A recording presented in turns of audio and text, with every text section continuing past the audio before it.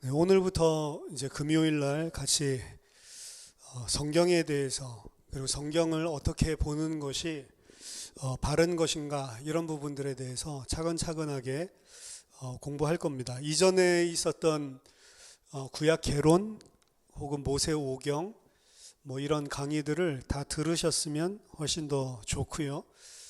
듣지 못했더라도 지금부터 같이 차근차근하게 또 새로운 내용들이니까 정리해 나가면 좋을 것 같습니다. 먼저 첫 번째로 우리가 같이 좀 나누기를 원하는 것은 미국에서 이제 NT 라이트이 이렇게 책을 하나 냈습니다.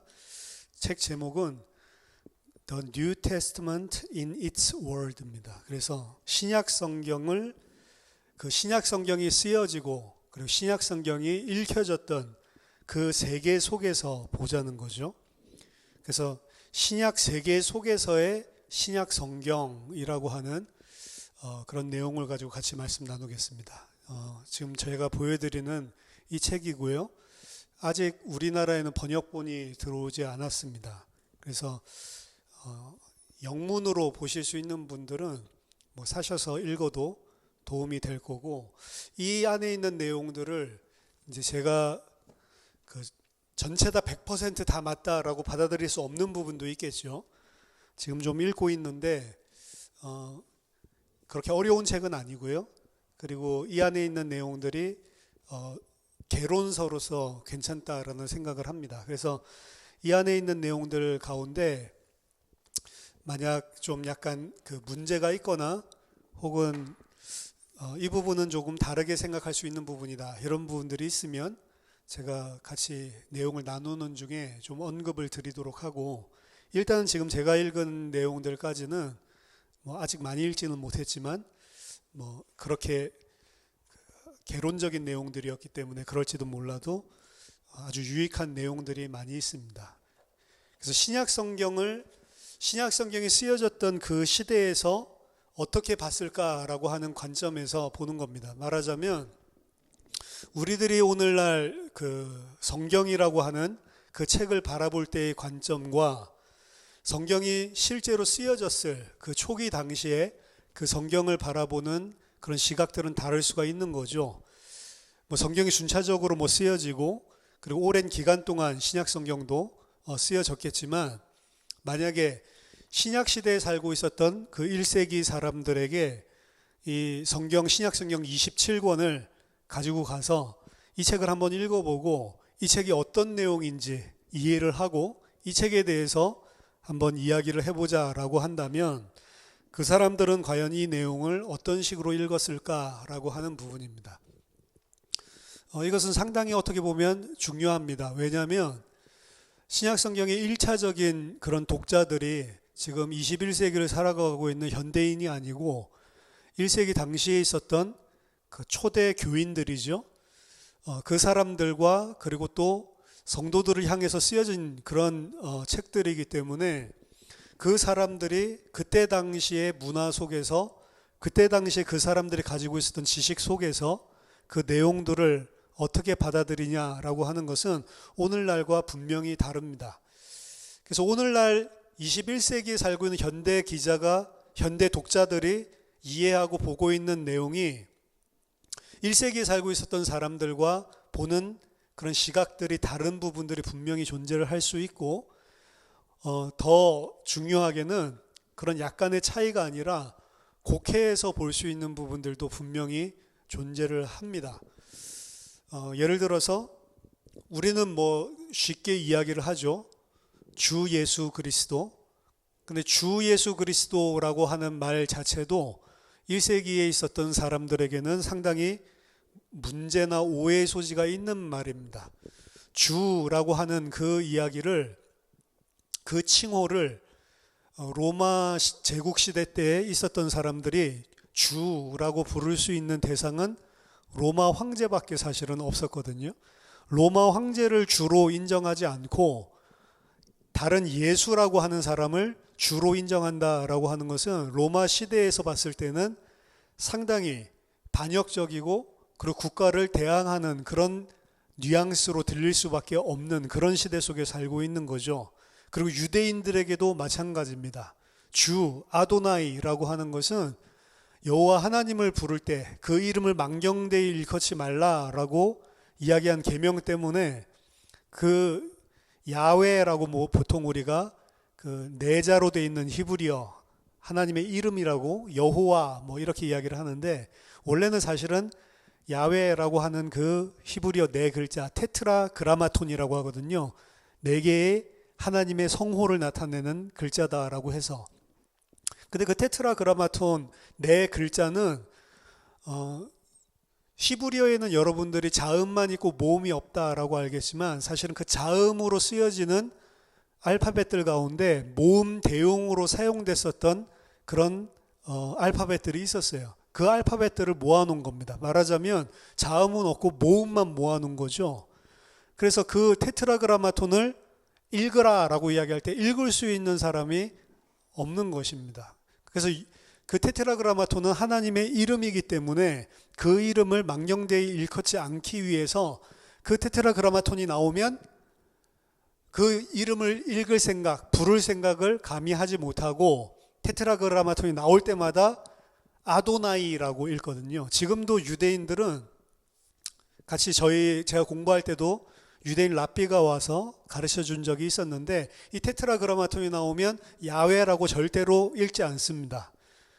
분명히 아도나이로 바꿔서 읽어요. 그리고 공부하는 세팅, 학업적인 그런 아카데믹한 세팅 안에서 거기에는 유대인들도 다 와 있기 때문에 그런 곳에서도 테트라그라마톤이 나오면 전부 다 아도나이로 읽어주는 게 그 사람들을 오펜스하지 않는, 공격하지 않는 그런 어떤 그 학자로서의 어떤 예의이기 때문에 전부 다 그렇게 읽는단 말이죠.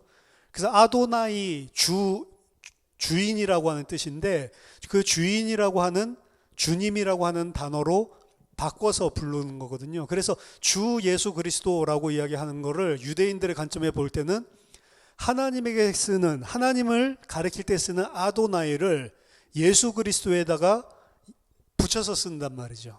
그래서 예수가 바로 나의 주다라고 이야기하면 예수가 바로 나의 하나님이다라고 하는 고백과 같은 고백으로 받아들일 수 있는 거죠. 그래서 그 칭호 하나만 보더라도 초대의 내가 예수를 주로 모시고 주로 영접한다, 주로 믿는다라고 하는 그 고백 하나만으로도 유대 사회와 그리고 로마 사회에서 핍박과 억압을 당할 수 있는 충분한 요소가 되는 것입니다.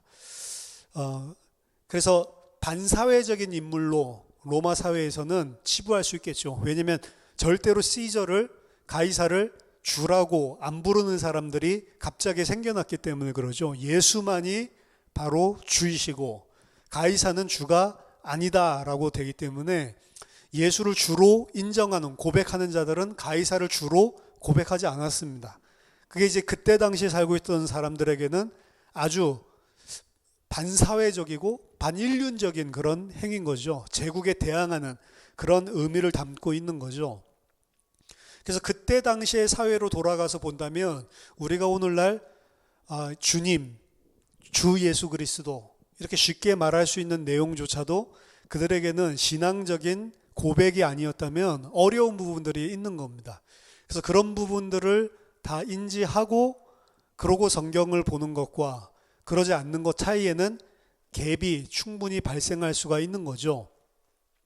그래서 신약 성경을 잘 이해하기 위해서는 우리가 이미 이제 예수 그리스도로 말미암아서 믿음을 가지고 우리가 가지고 있는 신학 체계로 신약 성경을 볼 수 있겠죠. 당연히 그렇게 보겠죠. 근데 그렇게 보기 전에 신약 성경 자체가 원래 1세기 사람들이 썼고 1세기에 살고 있었던 사람들에게 쓴 것이기 때문에 그 저자가 쓸 때는 어떤 의미를 가지고 썼고 그것을 읽는 독자들은 그 저자가 쓴 그 내용을 어떻게 이해하고 받아들였냐라는 관점에서 봐야지만 정확하게 신약 성경의 내용을 파악을 할 수가 있는 겁니다.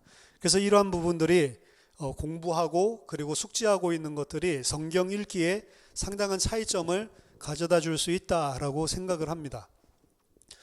오늘날 많은 유튜브를 통해서 설교들이 떠돌아다니고 이런저런 신박한 이야기들을 하는 것들이 많이 있는데 들어보면 솔깃합니다.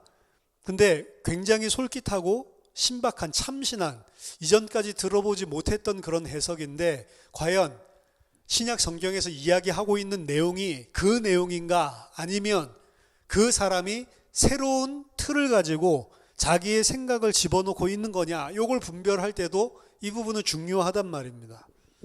그래서 그 전체적인 언어, 사회, 문화, 그때 당시의 컨텍스트를 문맥들을 이해하고 성경을 이해하지 않으면 사실은 그때 사람들이 의도하고자 했었던 내용도 아니고 그때 사람들이 이해하지도 그렇게 생각하지도 않았었던 거를 이게 그런 의미다라고 억지 주장을 펼치고 있단 말이에요. 그런 식으로 설교하는 설교가 상당히 요즘 저는 많이 들었습니다. 그래서 성경 자체가 증거하고 있는 내용이 무엇이고 진짜로 저자가 의미했었던 내용이 무엇이냐 이 부분을 살펴보는 것은 상당히 중요하다 할 수 있습니다. 그럼 그 저자 이런 부분에 대해서 그리고 우리가 가지고 있는 텍스트에 대해서 그리고 또 텍스트뿐만이 아니죠. 우리 자신이 그럼 어떻게 이야기를 하냐 이런 세 가지 문제점이 나오는데 저자와 텍스트와 그 텍스트를 읽고 있는 독자 이 세 가지가 성경 해석의 가장 중요한 요소거든요. 이러한 부분들을 하나하나 앞으로 순차적으로 서론적인 부분에서 다룰 겁니다. 그래서 가장 먼저 크게 다룰 챕터 1의 내용은 신약 성경을 어떻게 읽을 것이냐, 신약 성경 읽기에 대한 부분들을 좀 나눠볼 겁니다. 자, 신약 성경은 신약 성경이 자체가 이렇게 이해되어지도록 쓰여졌다라는 그 내용 그대로로 독자들이 이해를 하고 읽혀져야만 하는 것입니다. 신약 성경이 이런 의도로 쓰여졌다면 독자도 그런 의도로 읽어야 된다는 거죠. 신약 성경은 우리들이 일반적으로 생각하는 그런 어떤 상식이나 그런 생각을 우회해서 뭔가 새로운 다른 어떤 내용을 우리에게 이 마법적으로 마술적으로 전달하는 일종의 마법책이 아니란 말이죠.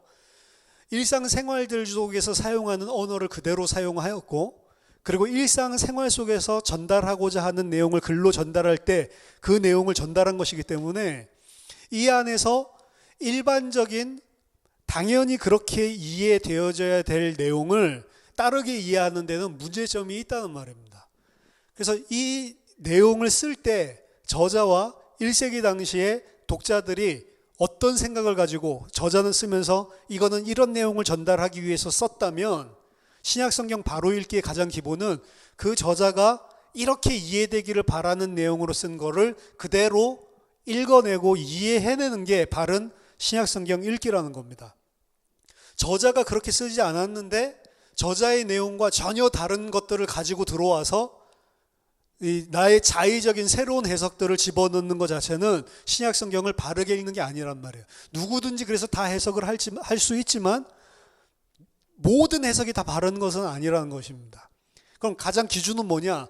원래 쓰여졌을 때 이렇게 이해되기를 원해서 쓴 것을 그대로 이해를 그 사람이 쓴 그 의도대로 이해해내는 게 너무 단순한 당연한 이야기인데 그렇게 읽혀지는 것이 가장 정상적인 성경 읽기란 말이죠. 이 말은 신약 성경이 반드시 그 신약 성경이 쓰여진 적절한 문맥 속에서 읽혀져야만 한다는 겁니다. 고대의 원래의 환경적인 문맥 속에서 읽혀져야 되고 그리고 그것이 2차적으로는 오늘날 우리 21세기를 살고 있는 우리는 그것을 어떻게 받아들여야 하냐 이 두 가지가 전부 다 문맥이라고 볼 수 있는데 그 문맥 속에서 읽혀져야만 하는 것입니다. 따라서 함축하고 있는 의미를 명확하게 말할 수 있도록 허용을 해서 성경이 말하는 것들을 최대한 그대로 들어야만 하는 것입니다. 최대한 왜곡이 없도록. 그리고 다른 의미의 레벨들이 많이 있을 건데 그런 의미들을 최대한 이렇게 해석될 수도 있고 저렇게 해석될 수도 있고 1세기 당시의 상황을 아무리 보더라도 그 레벨층들이 많이 있을 수가 있는데 그런 여러 가지 옵션들 가운데서 주의하게 예민하게 살펴보고 그 본문의 전후, 좌우, 문맥들을 전부 다 살펴보고 그 가운데 어떤 것이 올바로 이야기하고 있는가, 거기에 최대한 예민하게 반응하면서 읽어야만 하는 것입니다. 신약 성경에서 하고 있는 이야기를 이야기로서 우리는 받아들이고 읽어야 되는 것이지, 내가 원하고 내가 주장하고 싶은 어떤 신념을 선언하고 있는 거로 읽어서는 안 된다는 것입니다.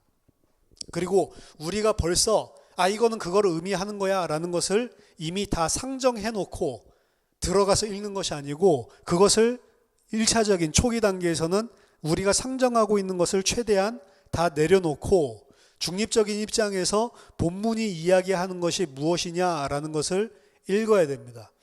따라서 성경 자체를 읽을 때 성경 자체가 정말로 이야기하고 있는 것을 내가 그대로 이해하고 있냐, 어떤 비판적인, 비평적인 사고를 가지고 사실은 접근을 해야 된다는 거죠. 심지어는 우리가 대대로 전통적으로 교회 안에서 이 본문에 대해서 이러한 해석을 해왔고, 그리고 그런 해석이 당연히 주류를 이루고 있다라고 하더라도 그것이 과연 맞냐, 그 권리를 갖다가 먼저 주장을 하면 안 되고, 거기에 대해서도 우리가 교만한 마음을 내려놓고 성경 자체가 이야기하고 있는 것이 무엇이냐라고 하는 것을 바라볼 필요가 분명히 있는 것입니다. 그 상태로 읽혀져야만 온전히 그리고 적절하게 성경을 이해할 수가 있는 것입니다. 따라서 신약 성경 전체가 쓰고 있는 그 이야기, 드라마라고 하는 전체적인 틀, 그 안에서 이 성경이 의도하고 전달하고자 하는 내용의 전체적인 틀이 설정을 하고 있는 그 설정 속에서 읽혀져야지 제대로 읽을 수 있다는 거죠. 그럼 신약 성경 읽기 전체의 이 큰 틀 가운데서 오늘 나눌 내용은 신약 공부의 시작에 대해서 같이 나누고자 합니다. 자, 세상에는 여러 가지 책들이 많이 있죠. 여러분들 서재에도 여러 가지 책들이 존재를 할 겁니다. 뭐 소설도 있을 거고, 시도 있을 거고, 학습 교재도 있을 거고, 만화도 있을 수 있고, 희곡도 있을 수 있고, 자서전도 있을 수 있고, 역사책도 있을 수 있고, 그리고 여러 가지 정보서적들도 존재할 수가 있습니다. 이런 여러 가지 캐러고리들이 다 존재를 해요. 소설책을 봤을 때 이건 소설이구나 라고 하는 느낌이 우리가 있고, 그리고 또 무슨 어떤 투자라든지 아니면 최첨단 기술이라든지 이런 지식 정보들을 알려주는 책을 볼 때의 느낌이 있고, 주간지나 월간지들을 바라볼 때 우리의 느낌들이 있고, 혹은 어린이들이 즐겨보는 만화책을 볼 때 그 느낌이 있고, 수험생들이 보는 참고서적을 볼 때 그 느낌들이 다 있다는 거죠.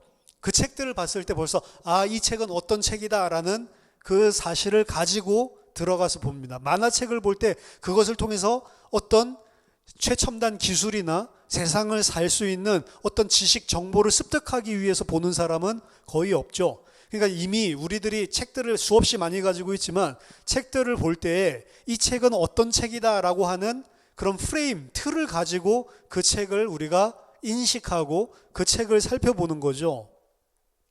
성경도 사실은 마찬가지인 겁니다. 그럼 신약 성경이라고 하는 것은 여러 가지 카테고리 가운데서 어떤 책이라고 생각하면서 읽고 있냐라고 하는 거죠. 사실 신약 성경을 보면서 그런 부분들을 생각하는 사람들은 거의 없습니다. 왜냐하면 기본적으로 우리 신자들이 성경을 가지고 성경을 대할 때 기본적으로 근본적으로 신약 성경은 우리들이 가지고 있는 일반 책들과는 전혀 다른 책이다라고 상정을 하고 이 책을 바라보기 때문에 그렇습니다. 그러면 왜 이 책이 일반 책들이랑 다르냐라고 물어본다면 이런 부분들을 스스로 생각을 많이 한 케이스가 없었겠지만, 그것은 하나님이 우리에게 읽으라고 주신 책이에요. 하나님이 우리에게 원하셔서 주신 책이 이 신약 성경 책이기 때문에 일반 책들과는 전혀 다른 것으로 받아들이고 있는 것입니다. 따라서 이 책이 가지고 있는 권위는 제가 잡다한 다른 일반 책들에 대해서 이야기했지만 그것들이 가지고 있는 권위와는 전혀 다른 것이고, 전통적으로 이 책이 우리에게 무엇을 말하고 있는가, 이 부분에 대해서 심각하게 사실은 반응을 할 수밖에 없는 것입니다. 성경에서는 예수님이 제자들에게 구약 성경 전체를 통틀어서 무엇을 말하고 있냐라는 부분을 요약해서 한마디로 정의를 하면서 네 하나님 여호와를 네 마음과 뜻과 온 힘을 다해서 주 너희 하나님을 사랑하라, 이런 말씀을 하신 것들을, 명령을 하신 것을 우리는 신약 성경에서 발견을 합니다. 근데 주 너희 하나님을 네 마음과 힘과 네 모든 것을, 온 힘을 다해서, 모든 뜻을 다해서, 모든 마음을 다해서 사랑하라 라고 이야기를 한다면, 그런 헌신적인 사랑을 하는 데 있어서 해야지, 내가 주 여호와를 온 힘을 다해서 사랑해야지, 그런다고 사랑할 수 있는 게 아니에요. 왜냐하면 그런 헌신을 하기 위해서는 어떤 방향성을 가지고 헌신을 하는 것이 주 여호와를 온 힘과 마음과 뜻을 다해서 사랑하냐라고 하는 그 이슈가 먼저 존재를 하기 때문에 그렇습니다. 그렇기 때문에 바른 정보가 있기 전에는 온 힘과 마음과 네 뜻과 네 온 힘을 다해서 주 하나님을 사랑하라 라고 이야기한 그 명령이 무슨 의미냐라는 이해를 하기 위해서는 바른 정보가 있지 않으면 올바르게 온 힘을 다해서 주 여호와 하나님을 사랑할 수 있는 방향성 자체가 나오지를 않는 것입니다. 그럼 어떻게 해야 돼요? 주 너희 하나님을 사랑하라 라고 한 이야기를 하나 보더라도, 그럼 그 사랑하는 게 어떻게 하는 게 사랑하는 건데요? 라고 하는 내용이 필요하죠. 사랑하라 라고 하는 것에서 어떻게 사랑할 수 있는 방법조차도 우리는 알 수가 없기 때문에, 그래서 이런 바른 정보들이 반드시 믿음과, 그리고 그 믿음에 수반되는 하나님의 백성으로서의 삶이라고 봤을 때 반드시 정보가 먼저 필요한 거예요. 정보가 있어야지만 거기에 근거해서 방향성을 가지고 하나님의 명령에, 예수님의 명령에 따를 수가 있는 것이죠. 그렇기 때문에 초대 교회들, 초기부터, 처음 교회가 시작됐을 때부터 교회 안에서 가장 중요하게 다루었었던 일이 티칭, 가르치기입니다. 가르치는 것을 굉장히 중요하게 생각을 했어요. 사실 초대교회 예수님을 믿었던 수많은 사람들은 글자를 읽을 수 없는 문맹이었다고 이야기를 합니다. 많은 사람들이 오늘날처럼, 한국 사람도 굉장히 이 글씨를 읽을 수 있는 능력이 높은 민족에 속하는데, 미국만 하더라도 글자 못 읽는 사람들이 문맹률이 상당히 높죠. 그러니까 초대교회 당시에 그 1세기에 예수님을 따르고 이제 예수님을 믿겠다라고 하는 사람들 가운데는 많은 사람들이 문맹자였다고 이야기를 합니다. 하지만 이 문맹자들에게 하나님께서는 이 성경을 주셨잖아요. 복음이라고 하는 것은 어떤 특정 소수의 엘리트들만을 위한 것도 아니고, 예수를 따르는 소수의 대표급, 사도급 되는 제자들만을 위한 것이 아니고, 예수를 믿고 따르고자 하는 모든 사람들을 어떻게 너희들이 하나님 앞에서 믿음을 가지고 어떻게 사는지, 이 부분을 모든 예수를 따르는 자들이 알아야 되는 것이었기 때문에, 문맹자들이 많은 이런 상황들 속에서 그들이 최고로 중요하게 생각했던 것은 가르치기예요. 그 가르치기 안에는 그들이 정확하게 글을 읽을 수 있도록 가르치는 것까지 다 포함이 됐습니다. 그러니까 말하자면 교회의 모임이 우리 요즘에 하듯이 그냥 주일날 와서 예배만 드리고 흩어지는 것이 아니고, 정확한 하나님의 말씀을 알아야 되기 때문에 문맹자들인 그들에게 글을 가르치는 것들까지도 사실은 다 포함해서 이 말씀을 그들이 스스로 읽고, 스스로 그 말씀 안에서 은혜를 받았고, 스스로 그 안에서 하나님의 뜻이 무엇인지를 분명하게 분별을 하고 그렇게 살 수 있도록 가르치는 일들을 중요하게 생각했다는 거죠. 그래서 처음 교회가 생겼을 때부터 이 교육이라고 하는 부분이 상당히 중요한 역할을 감당을 했습니다. 따라서 고대 사회의 대부분의 경우와 대조적으로 초대 기독교의 모습은 굉장히 체계 문화를 담고 있었습니다. 우리는 기본적으로, 예를 들어서 오늘 우리가 금요 성경 공부를 한다라고 해도 그냥 종교적인 걸로 그냥 받아들이죠.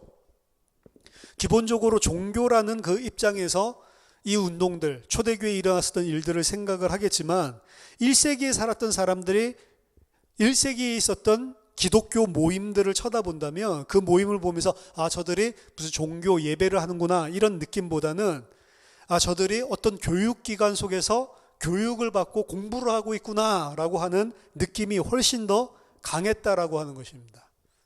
그러니까 오늘 우리가 금요일 날 이런 부분들을 같이 공부하는 것도 어떻게 보면은 그 나쁜 것이 아니야. 금요 예배인데 왜 공부로 몰고 가냐 이렇게 생각할 수도 있겠지만 그게 아니고 우리가 바르게 믿고 바르게 하나님의 사람으로 살기 위해서는 하나님이 주신 이 책을 분명히 이해해야 될 필요성이 존재를 하고 그러기 위해서 그런 교육들이 초기 교회에서부터 기독교 안에서는 굉장히 강요가 됐었고 그리고 그것 중심으로 모든 것들이 다 돌아갔다는 거죠. 이것은 당시 1세기 사회에 있어서는 매우 충격적인 것이었습니다. 왜냐하면 그때 당시만 하더라도 뭐 우리나라도 못 살고 힘들 때 마찬가지였죠. 수십 년 전만 하더라도 교육이라고 하는 것은 대부분 상당히 부유한 자나 소수의 엘리트들을 위해 귀속된 것이라고 보는 경향이 강했던 사회였습니다. 근데 교회에서, 기독교에서 모든 자들이 다 글을 공부하고 그리고 그 글을 통해서 글 공부하는 목적이 아니고 하나님이 주신 이 성경 말씀을 공부하는 그런 분위기가 됐다고 하는 것은 그런 단체가 일어난다고 하는 것은 상당히 놀라운 일이었던 거죠. 더 나아가서 예수를 따르는 초기의 지자들은 새로운 텍스트 기술에 있어서 가장 선두주자였습니다. 그때까지만 하더라도 보통 그들이 가지고 있는 책들은 전부 다 스크롤이에요. 두루마리. 스크롤이었습니다. 근데 아주 기독교 초기부터 코덱스를 사용하기 시작했습니다. 코덱스라고 하는 것은 오늘날 같이 이런 책 형태로 이런 책을 만드는 거죠. 그 여러 가지 여러 장의 이런 페이퍼들, 종이들을 붙여서 뭐 악교로 붙이든지 접합을 해서 들고 다니면서 이렇게 펴볼 수 있는 이런 형태의 책을 코덱스라고 합니다. 일반적으로 두루마기를 사용하고 있었던 그 시대였는데 기독교인들은 굉장히 초기부터 이 코덱스를 사용을 했어요. 그래서 유대인과 기독교인, 예수를 메시아로 믿는 그 자들을 구분하는 기준을 그들이 가지고 있는 성경을 보고 분별을 했다라고 합니다. 스크롤을 가지고 있으면 그 유대인, 만약에 성경을 코덱스로 가지고 있다 그러면 기독교인. 그만큼 코덱스 굉장히 그때 쓴 첨단 기술이라고 볼 수 있는데 이런 것들을 기독교 중심으로 활발하게 사실은 발달되었고 선두주자로 활용을 했다라고 합니다. 그 이유는 성경 공부랑 관련이 있어요. 스크롤을 사용하면 가지고 다니기도 힘들거니와 그리고 책 가운데 어떤 원하는 부분을 찾기가 상당히 힘듭니다. 근데 이 코덱스 형태로 가지고 있으면 어느 부분을 찾아서 같이 읽고 그리고 같이 어떤 부분을 인용하고 이런 부분들이 훨씬 더 용이하기 때문에 그랬죠. 이런 코덱스의 선두주자가 된 것도 역시 예수를 따르는 모든 사람들이 전부 다 이 책을 알고 읽기를 원했기 때문에 일어난 현상이다라고 볼 수가 있습니다. 기독교의 이런 책의 문화가 낳은 것이 또한 이 책의 번역 작업이었어요. 기독교는 상당히 초기부터 그래서 성경을 번역하는 일들을 해왔습니다. 1세기 당시에 유대인들은 아람어를 사용하는 사람들이 일상생활에서 아람어를 사용하는 사람들이 많았고 그 아람어를 사용하는 주 집단으로부터 헬라어를 사용하는 더 큰 세계를 향해서 번역되고요.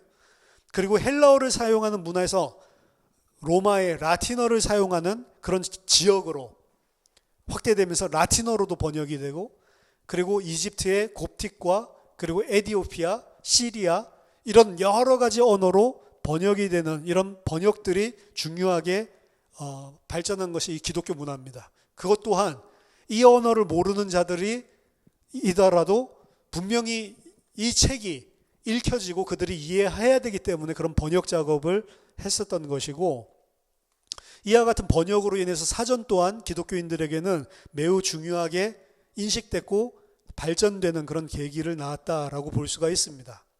그래서 이 신약 성경 자체가 단순한 것이 아니고 그들에게는 거의 생명줄과 같았고 기독교인이다라고 하면 첫 번째 이 신약 성경이 가르치고 있는 내용을 스스로 읽고 스스로 그 안에서 이해를 하고 그 안에서 하나님의 뜻을 발견하고자 하는 이 부분이 가장 중요한 핵심 중에 하나였다는 겁니다.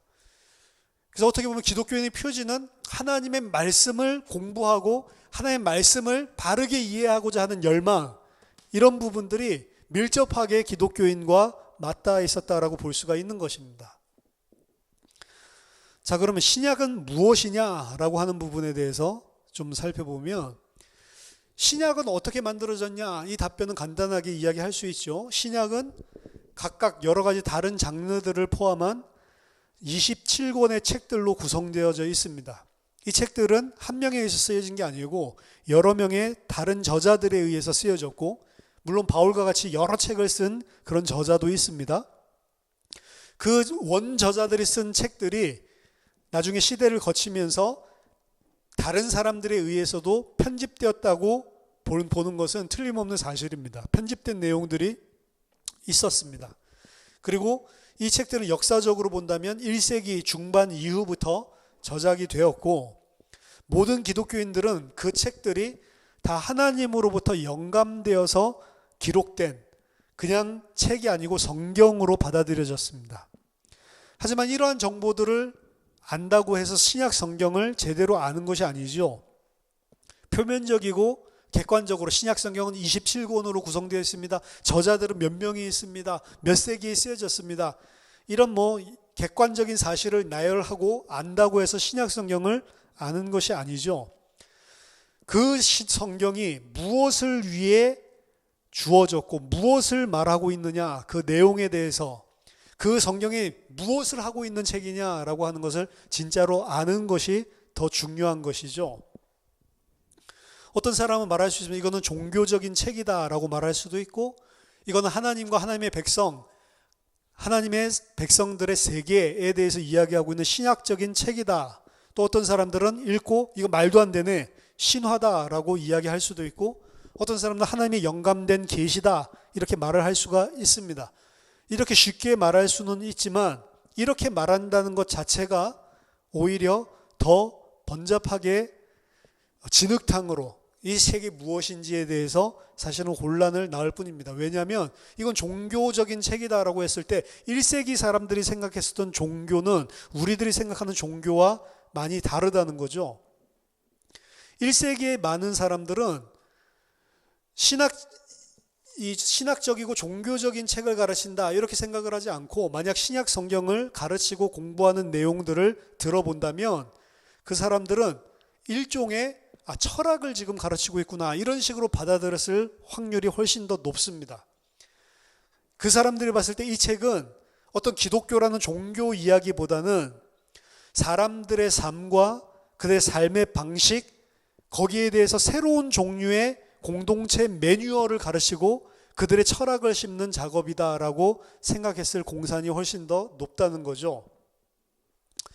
따라서 고대에 있었던 저명한 사람들을 모아두고 이 책을 읽어보라 라고 숙제를 내주고, 그 사람들이 숙제를 할 수 있는 충분한 시간을 주고 다시 모아서 당신들이 읽은 책이 무엇인지에 대해서 한번 말해보라 라고 이야기했을 때, 사실 우리가 생각하는 오늘날 신약 성경책 주면서 기독교인에게 읽어보고 이 책이 뭔지 말해라, 그럼 당연히 이거는 하나님의 말씀이다 이런 식으로, 이건 기독교에서 하나님의 진리를 말하고 있는 성령이 영감된 책이다 이런 식으로 말을 할 수 있지만, 그때 당시 사람들에게는 그렇게 읽히지가 않는다는 거죠. 그래서 N.T. 라이트는 가정을 해봅니다. 그때 당시에 아주 헬라 문학에서 유명했던 일리아드 오디세이의 저자 호머를 불러다가 읽으라고 하고, 아테네의 장군이면서 위대한 역사가이기도 했던 투키디데스를 데리고 와서 이 책을 한번 읽어봐라. 아이네이드 서사시라고 로마의 건국 신화 이걸 갖다가 쓰고, 아우구스투스의 왕조에 대해서 신화적인 이야기로 각색해서 쓴 그런 유명한 시인 베르길리우스를 데려다가 이 책을 한번 읽어보라. 로마의 저명한 역사가 타키투스나 수에토니우스를 불러가지고 이 책을 한번 읽어봐라. 혹은 그 당시 정치적인 철학적인 세계를 형성했던 키케로나 세네카 같은 사람을 불러서 이 책을 읽어봐라. 그리고 유대인 가운데 벤시락이라고 여러분들 아시죠? 하나님 사랑하고 토라를 사랑하고 지혜를 사랑해서 벤시락이라고 하는 그런 외경이 존재를 하죠. 이 벤시락을 유대인 가운데서도 부르고, 알렉산드리아의 유대인 철학자 필로를 부르고, 그리고 역사가였던 유대인 역사가 요세푸스를 부르고, 심지어 쿰란에 있었던 의회 선생을 부르고, 랍비 중에 1세기의 최고의 랍비 아키바를 부르고 이 사람들에게 이 책을 읽어보라 라고 했을 때, 이 사람들을 한 달 동안 공부를 하고 이 책을 깊이 있게 연구하고 이 책이 무엇인지에 대해서 콜로퀴엄을 열자, 이래서 이 사람들을 모아놓으면 그 사람들이 이 책을 읽고 어떤 느낌을 받고 어떤 책이라고 말했을까라고 하는 거에 대해서 상상력을 펼쳐서 라이시 이야기를 합니다. 그래서 아까 전에 이야기했던 그런 역사가였던 이런 타키투스나 요세푸스나 수에토니우스, 이런 사람들은 특별히 이 책을 읽으면서 누가복음이나 그리고 사도행전에 있는 예수님과 그리고 바울의 자서전적인 묘사, 그리고 초대교회가 어떻게 발생되었는지, 어떻게 형성되었는지 초대교회의 역사를 보면서 역사 쪽에 아무래도 주안점을 두겠죠. 그러면서 뭐라고 결정을 내리냐, 이거는 역사인데 어떤 특별한 목적을 가지고 기록된 역사 기록이다라고 그들은 결론을 내릴 가능성이 높다는 것입니다. 요세푸스 또한 이거는 그냥 역사가 아니다. 요세푸스는 유대인 역사가잖아요. 기독교인이 아닙니다. 그냥 유대인 역사가고, 그리고 어떻게 보면 그리스도를 인정하지 않는 그런 역사가지만, 역사가로 치면은 그가 남긴 작품들, 그리고 그가 기록한 것들, 이런 것들이 굉장히 유명한 우리 연구 자료죠. 요세푸스 같은 경우에는 그냥 역사가 아니고 이거는 긴 이스라엘 역사의 영광스러운 클라이맥스에 관해서 쓴 것이다. 물론 그 클라이맥스는 이 책에서 이야기하고 있는 대로 십자가에 죽은 메시아를 통해서 이루어진다라고 하는 것을 받아들일 수 없지만, 이 책은 그냥 쓰여진 게 아니고 구약에서부터 시작된 이스라엘의 역사 전체의 결론을 그 내가 인정하지 않는 메시아라고 그들이 자칭 주장하고 있는 예수라는 사람 속에서 그 역사가 어떤 결론을 찍는지를 나타내면서 이스라엘의 영광을 드러내는 것이다. 이런 식으로 이해했을 가능성이 높은 거죠. 철학자였던 플라톤이나 필로나 키케로 같은 경우에는 빌립보서 2장 6절에서 그는 근본 하나님과 본체시나 라고 하는 이런 장면이 굉장히 마음에 걸릴 것입니다. 그 의미를 놓고 토론할 수밖에 없겠죠. 황제 이외에, 로마의 황제 이외에 인간으로서 이런 표현이 적용될 수 있을 만한 사람이 과연 존재하겠냐? 만약 그런 인물이 존재한다면 그건 정치적으로 무엇을 의미하고 신학적으로는 뭘 의미하냐? 이런 부분들을 논의할 수가 있겠죠. 디오게네스 같은 견유학파죠. 견유학파라고 하는 건 자기 자신을 개에 비유했다라고 해서 개견자를 쓰잖아요. 견유학파인데 이 사람들은 세상에 사는 것이 자연스러운 게 제일 좋다라고 생각하는 사람들이에요. 그래서 특별히 집이 있는 것도 아니고 그냥 돌아다니고 자기가 하고 싶은 대로 그냥 하면서 사는 겁니다. 아주 자유롭게. 가장 자유로운 것이 선한 것이다 라고 생각하는 거예요. 그 사람 중에 한 명이, 유명한 사람이 디오게네스죠. 알렉산더 황제가 디오게네스라고 하는 철학자가 있다라는 이야기를 듣고 그 사람의 고견을 듣기 위해서 일부러 찾아왔을 때 그 사람에게 내가 당신에게 뭘 해주기를 원하냐라고 물어봤을 때 지금 당신 때문에 햇빛이 그림자져서 안 들어오니까 옆으로 좀 비켜달라.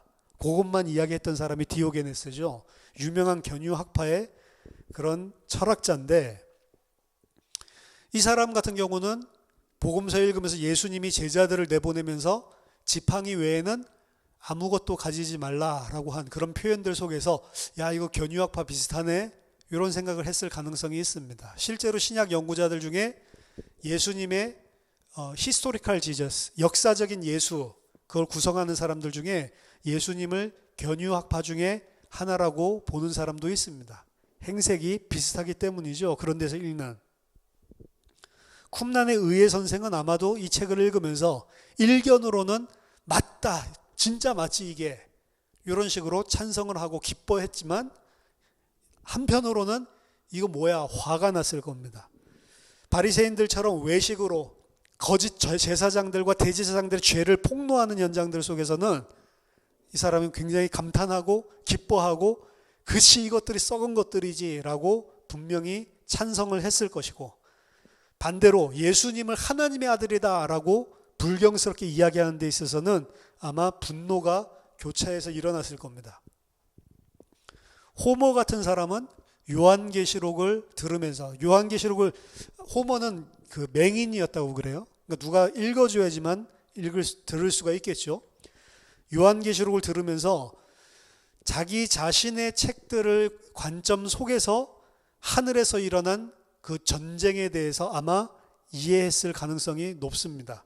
그래서 하늘에서의 그 전쟁들에 대한 신화적인 그런 요소들을 들으면서 그 아이디어를 자기가 썼었던 그런 그 소설이죠. 신화죠. 그 속에서 이해하고 그런 아이디어들이 비슷하구나 이런 생각을 했을 수도 있습니다. 그럼에도 불구하고 요한이 이야기하고 있는 신학 그리고 우주론 이런 부분에 대해서는 이게 도대체 무슨 이야기를 하지? 잘 이해를 하지 못했을 가능성이 높죠.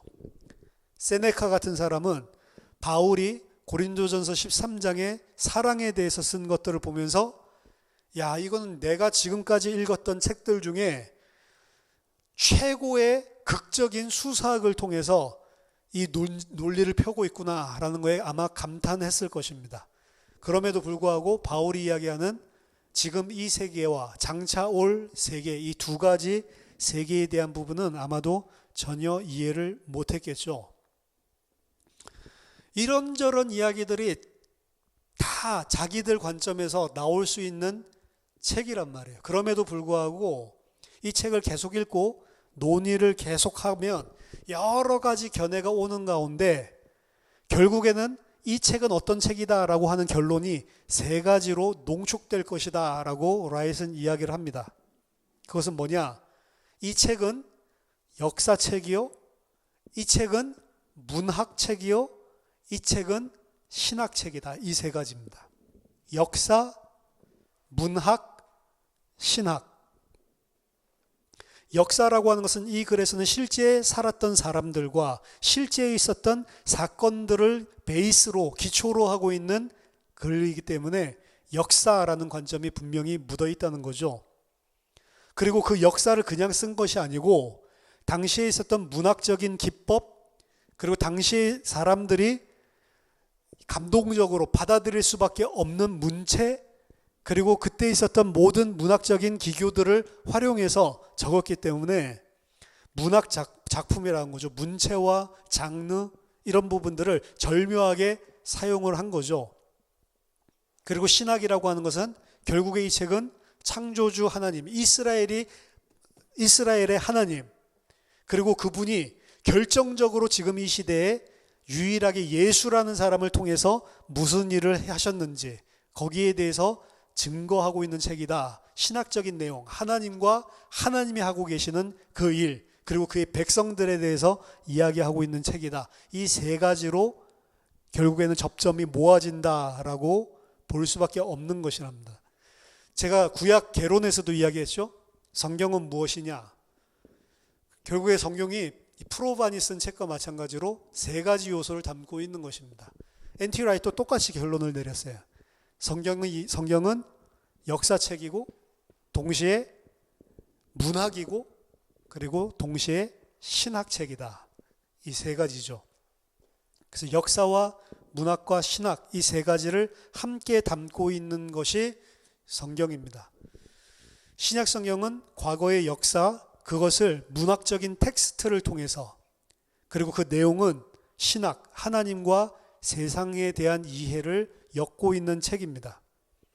따라서 하나님과 세상에 대한 역사적인 담론, 이렇게 결론을 내릴 수가 있습니다. 이 세 가지를 다 포함한 거예요. 하나님과 세상이라고 하는 것은 신학, 역사적인, 그리고 담론이라고 하는 것은 문학을 이야기하는 거고 역사적인 담론이라는 거죠. 하지만 이것은 독자들에 의해서 심하게 해를 받을 수가 있습니다. 무슨 이야기냐면 어떤 사람은 이 책을 보면서 신학적인 부분만을 치중해서 보고, 어떤 사람들은 역사적인 부분만을 치중해서 보고, 어떤 사람은 문학적인 부분만을 치중해서 본다는 거죠. 그런 일이 있냐? 있습니다. 그래서 역사적인 부분이 문학적인 부분이랑 겹쳐질 때 나타나는 현상에 대해서 이해를 하지 못하고 역사적인 부분만 치중해서 본다면 이 역사적인 모순을 일으키는 부분이나 이런 부분에 대한 해석이 다를 수밖에 없는 거예요. 그러니까 문학적인 요소를 빼버리고 신학적인 요소를 빼버리고 역사만 치중해서 봤을 때 다른 두 가지를 잃어버렸을 때 분명히 문제에 봉착하게 된다는 거죠.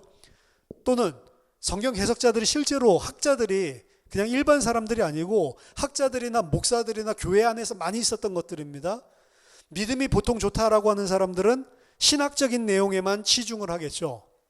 그러다 보니까 진짜 이 안에서 이야기하고 있는 문학적인 내용이나 역사적인 내용들 안에서 전달하고 있는 부분들은 놓치고 여기서 이야기하고 있는 것들을 내가 가지고 있는 신학적인 틀로 잘못 이해하는 부분들도 발생을 할 수가 있는 거죠. 따라서 너무 심하게 역사로서 보는 독자 혹은 너무 심하게 문학으로 보는 독자, 너무 심하게 신학으로만 보려고 하는 사람, 이 사람들이 해석하는 해석에 문제가 반드시 있다는 것입니다. 성경 해석자들에게 있어서 자주 일어나는 실수는 셋 중에 하나만을 강조하고 나머지 두 개를 버리는 것입니다. 역사는 어떻게 기독교가 시작되었고 왜 그러한 형태로 기독교가 성립되게 되었나, 왜 그런 형태로 쉐이프 됐냐라고 하는 부분들을 이 안에서 우리가 감지할 수가 있습니다. 문학적인 부분은 왜 예수를 따랐던 초기의 제자들은 지금 우리가 가지고 있는 이러한 형식으로 글을 썼는가? 그들의 글들은 우리에게 그들이 가졌던 당시의 세계관에 대해서 무엇을 말해주고 있는가? 이런 문학적인 부분들로 접근을 했을 때 이런 부분들을 찾아낼 수가 있다는 거죠. 그리고 신학적인 부분, 초기 기독교인들은 하나님과 세상에 관해서 일반적으로 인간에 대해서, 그리고 더 특별하게는 예수에 관해서 무엇을 믿고 있었는가, 그들의 믿음의 내용이 그들에게는 어떻게 이해가 되고 납득이 되어졌는가. 그래서 이 세 가지 내용들을 하나라도 버리지 않고 전부 다 균형 있게 살펴보는 것이 중요합니다. 해석을 하는 데 있어서. 그래서 성경을 이해할 때 역사적인 관점에서도, 그리고 문학적인 관점에서도, 그리고 그것이 전달하고자 하는 신학적인 관점에서 이 세 가지 내용을 반드시 함께 고려해서 살펴봐야 된다는 것입니다.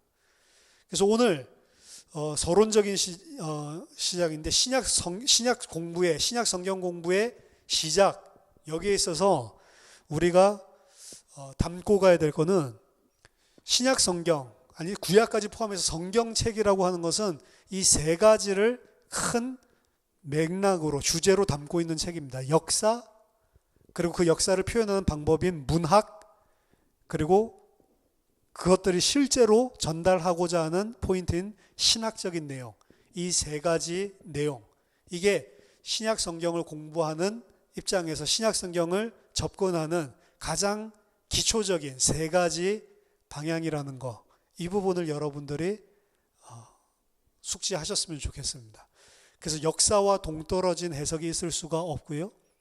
그리고 그 문학, 그때 당시의 문학 작품을 이해할 수 있는 이해가 분명히 있어요. 언어도 그렇지만 표현도 그렇고 구성하는 것도 그렇고 장르라고 하는 것도 그렇고 어떤 문장 자체가 무엇을 의미하고 있는지, 단어가 뭘 의미하고 있는지, 이런 부분들도 그때 당시의 사람들의 입장에서 이해를 해야 되는 것이고, 그리고 신학적인 내용, 그것들을 통해서 이들이 진짜 가지고 있었던 믿음의 내용, 하나님과 그 하나님이 통치하고 있는 이 세상과 하나님의 백성들, 그것들을 어떤 세계관, 어떤 가치관을 가지고 이야기를 하고 있냐, 이런 부분들을 살펴봐야 정확한 해석을 할 수 있다는 것입니다.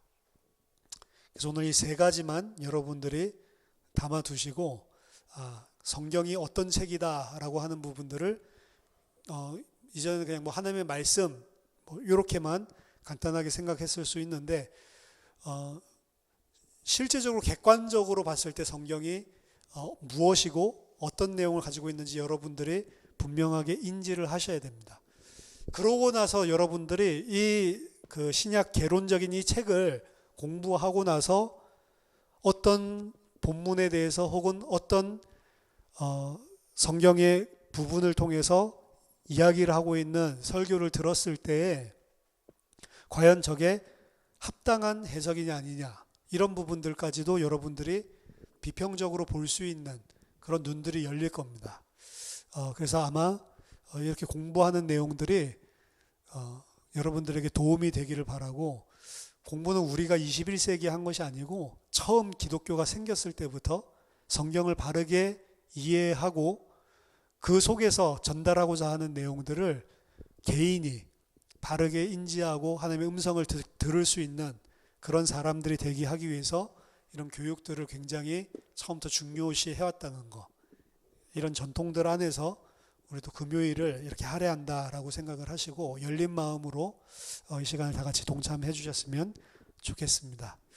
자, 제가 기도하고 마치도록 하겠습니다. 기도하겠습니다. 하나님 은혜를 감사드립니다. 짧은 시간이지만 앞으로 이 시간을 통해서 신약 성경이 무엇인지를 분명하게 알고 바르게 하나님 말씀을 이해할 수 있는 그런 유익한 시간이 될 수 있도록 도와주시고, 그 일을 통해서 어떤 지식, 우리의 어떤 학습적인 그런 능력들을 쌓는 것이 아니라 하나님이 소원하시고 하나님께서 우리에게 이 책을 통해 전달하시고자 하시는 그 내용을 바르게 깨닫고 알고 믿고 그대로 힘써 주 여호와를 사랑하는 주의 백성들이 될 수 있도록 축복해 주시옵소서. 예수 그리스도 이름으로 기도하옵나이다. 아멘.